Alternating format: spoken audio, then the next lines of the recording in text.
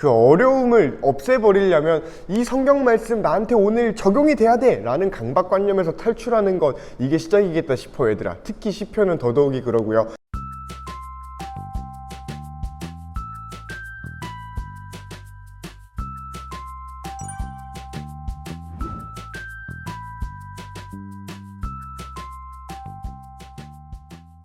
반갑습니다. 중로부 친구들. 8월 23일 월요일에 데일리 큐티 시간에 나오신 여러분들을 주님의 이름으로 환영하고 축복하고 사랑합니다.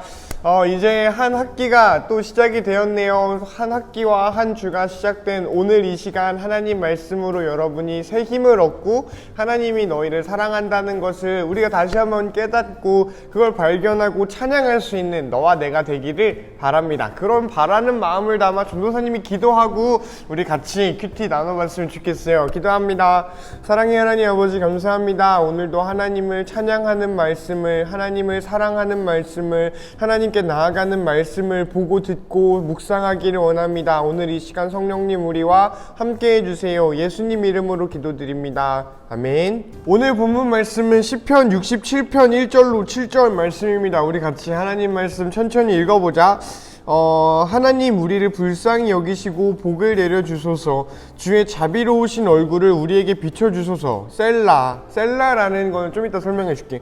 그러시면 주의 길이 세상에 널리 알려지게 되고 주의 구원이 모든 나라들에게 전파될 것입니다. 오 하나님, 모든 민족들이 주께 찬양드리기를 바랍니다. 모든 백성들이 주를 찬송하기를 바랍니다. 모든 나라들이 주를 기뻐하며 즐겁게 노래하기를 바랍니다. 그것은 주께서 민족들을 공평하게 다스리시고 땅 위의 모든 나라들을 인도하시기 때문입니다. 셀라.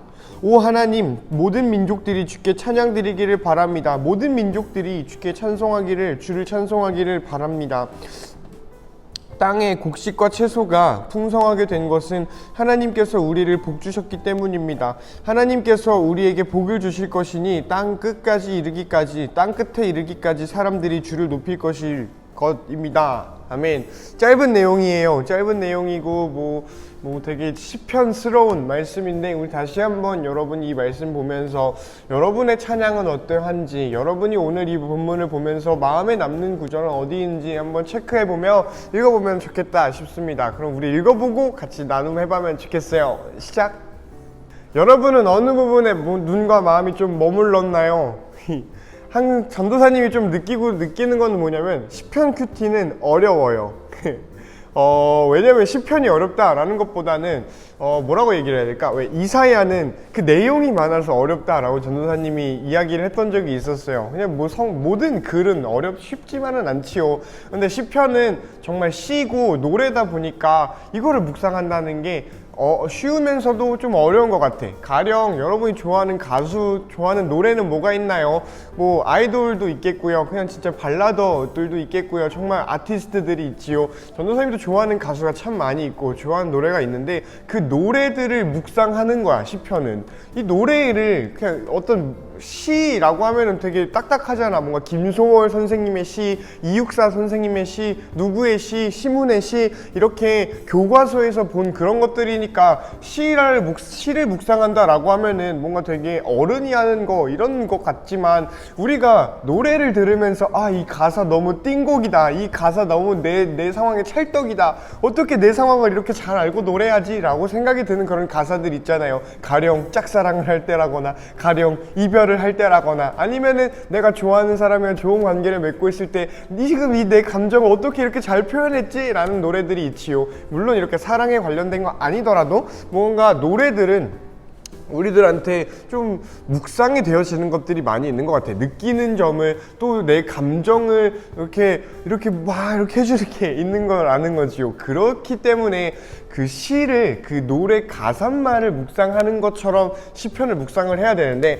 이게 성경에 있다 보니까 이거는 하나님 말씀이니 오늘 내 삶에 무언가 적용할 게 있어야 돼 라는 거를 바라보고, 라는 거를 뭔가 초점을 두고 있기 때문에 시편 묵상이 어렵다라고 느껴질 때가 있어요. 그러니 그 어려움을 없애버리려면 이 성경 말씀 나한테 오늘 적용이 돼야 돼 라는 강박관념에서 탈출하는 것, 이게 시작이겠다 싶어 얘들아. 특히 시편은 더더욱이 그러고요. 큐티는 무조건 그런 어떤 적용의 결론으로 갈 수 없을 수 있어요. 그리고 적용을 하는 것도 좋지만 그거에 너무 매여있지 않고 그저 날 것 그대로의 하나님 말씀 우리가 읽어보는 거, 여기에 좀 더 우리가 뭐랄까 방점을 두면 좋겠다라는 생각이 듭니다. 그러면서 전도사님은 무언가를 적용하기보다는 그러면은 이 시편을 지은 시인이 찬양하는 하나님은 어떤 하나님이고 그 하나님을 왜 찬양하지? 라는 거를 좀 보고, 그러면 나는 하나님을 왜 찬양하지? 우리는 예배당에 모여서 예배 드릴 때 어떤 하나님을 왜 때문에 하나님을 찬양할까? 이거를 좀 보고 싶다라는 생각이 들었어요. 여러분은 하나님을 왜 찬양하나요? 여러분은 왜 하나님의 말씀을 들으려고 하고, 여러분은 왜 하나님께서 말씀하신 그 좁은 길을 가려고, 그 꽃길을 가려고 이렇게 아둥바둥 살아가나요? 너무 잘하고 있다라는 이야기를 전해주고 싶지만 여러분의 동기는 무엇인가요? 너네가 만나고 너네가 바라는 하나님은 어떤 하나님이고 여러분이 찬양하는 그 하나님은 어떤 하나님이니 하나님이 어서 여러분이 그렇게 예배를 드리나요?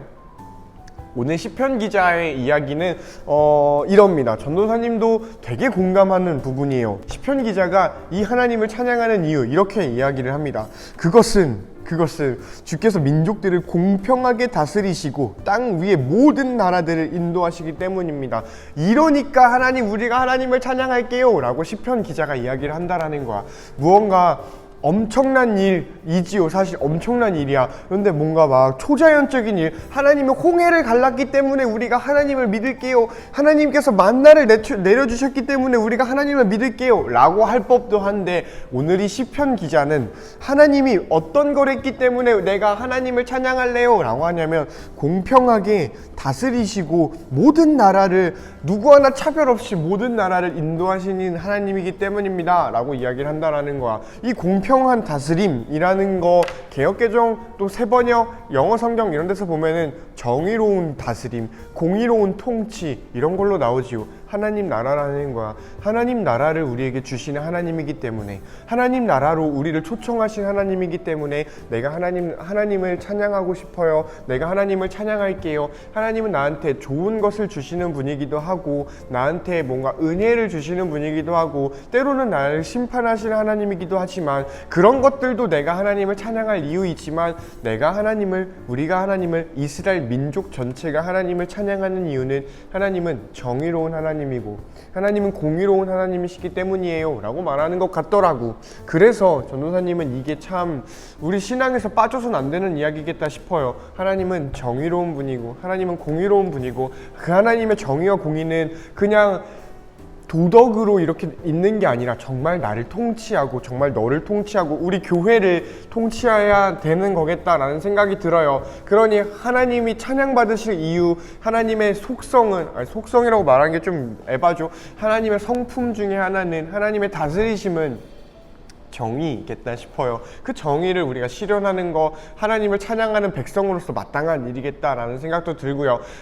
유대 랍비 신학자 중에 유대인인 개신교 신학자 중에 아브라함 허셸이라는 분이 계세요. 그분이 헤셸이라고도 발음하고요. 그분이 정말 대단한 분인데, 그분이 The Prophet라는 책을 썼어요. 거기에 무슨 이야기가 나오냐면 정의와 공의, 미슈파트와 체타카, 이거에 대해서 설명을 해주는데, 뭐라고 설명하냐면 정의는 법들이다. 그래서 뭔가 하나님의 율례와 규례를 우리에게 어떻게 살아라 라고 해서 상황에 맞게 이렇게 적용할 수 있는 법들을 알려준 게 정의하는 미슈파트다 라고 이야기를 하면서요.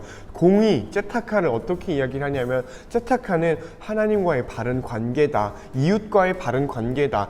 이 공의로움은 관계를 올바르게 맺고 내가 내 마음을 같이 해주는 것이고 저 사람을 동정해 주는 것이지 여기 다른 건 아니다 라는 이야기를 한 적이 있어요. 이게 좀 말이 좀 뭉퉁그려졌네요. 날카롭지가 못했네. 대충 이런 말이었어. 미슈파트, 그 정의라는 거는 우리가 무언가를, 하나님을 믿는 사람들이라고 한다면 따라야 되는 어떤 무언가들이었고요. 공의는 그 하나님과 관계를 올바르게 맺어가는 것들, 그리고면서 이웃과 관계를 올바르게 맺어가는 것들. 올바르게 관계를 맺어가려면 저 사람이 아파할 때 내가 같이 아파해 주는 것, 저 사람의 마음에 내가 동정해 주는 것, 컴패션 하는 것이다 라고 허셸 아저씨는 이야기를 했어요. 전도사님은 매우 맞는 말이라고 생각을 하고요. 그러니 정의와 공의를 하나님을 찬양하는 사람들로서 살아간다라는 거, 하나님의 말씀을 듣고 이웃과 바른 관계를 맺는 것이지 않을까라는 생각들이 들어.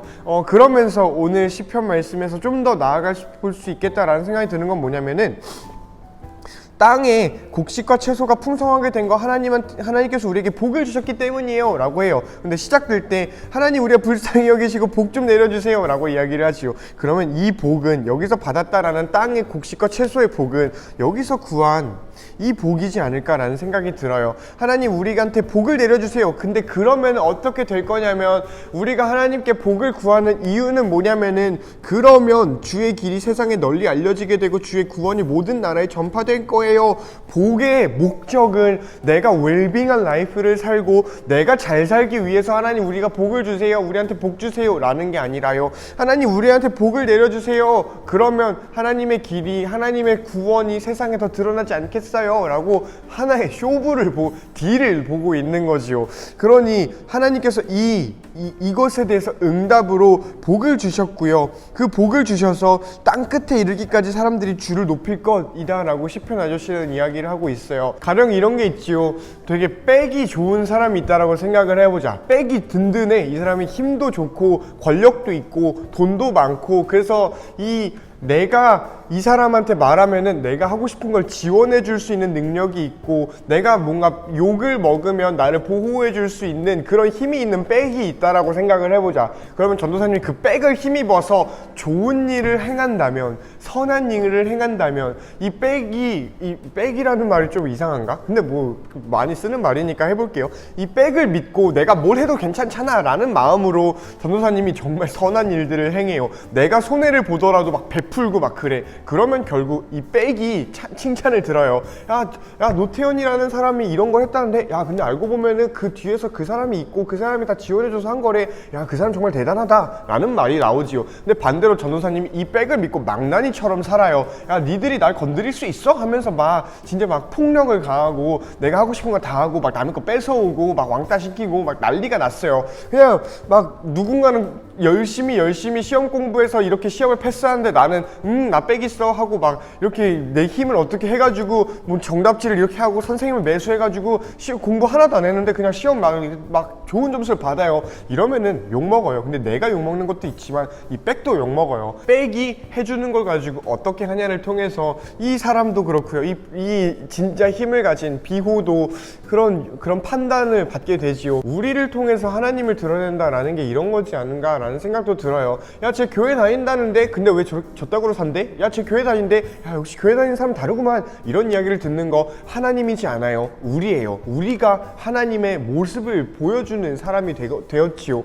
우리에게는 그런 역할을 가지고 있는 것 같다라는 생각이 들어. 우리가 어떻게 살아가고 어떤 언행을 가지고 어떤 행실을 하고 어떤 생각을 가지고 살아가고 어떻게 친구들과의 관계 속에서 살아가냐를 통해서 하나님이 평가를 받아요. 이게 복을 받은 사람들의 어떤 그런 것이 아닐까? 오늘 시편이 이야기하는 상황이랑 비슷한 것이 아닐까라는 생각이 들어요. 그러니 우리 하나님을 높이는 사람들이 됐으면 좋겠어. 하나님을 찬양한다라는 거는 우리가 모여서 이쁜 목소리로 노래하는 것도 있어요.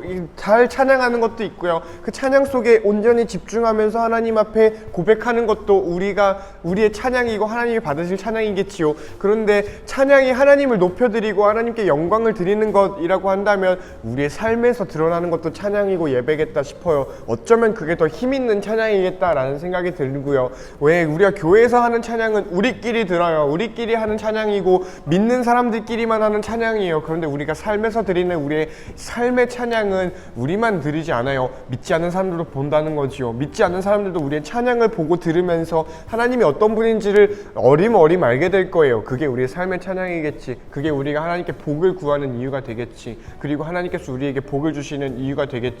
하나님께서 찬양 받으실 거야. 우리 그런 삶 살았으면 좋겠어요. 의인이 되기는 어렵지만 의인이 되게 의인, righteous man이라고 하죠. 되게 바른 사람, 멋있는 사람, 모범이 되는 사람, 이런 사람이라고 하는데 교회에서 성경에서 말하는 의인은 그런 사람이지 않아요. 의인은 하나님과 함께하는 사람이야. 의인은 죄 짓는 여부에 있지 않아요. 죄 짓는 건 다 똑같거든. 의인도 죄 짓거든. 근데 의인은 하나님 앞에 다시 나오거든. 회개하고요, 예배 드리고요, 하나님께 찬양하고요, 하나님 말씀 앞에 다시 묵상하고 나아오고 무릎 꿇고 엎드릴 줄 아는 사람이 의인이라고 성경은 이야기해요. 우리 의인으로 살아갔으면 좋겠어요. 공의로운 관계 맺으면서 정의롭게 살아가는 저와 여러분 되면 좋겠다라는 생각이 들어요. 그러니 오늘 이 시편에서 찬양하고 있는 그 하나님을 우리가 우리의 모양으로 하나님 찬양하면서 그 하나님 만날 수 있는 너와 내가 되면 좋겠다라는 생각이 듭니다.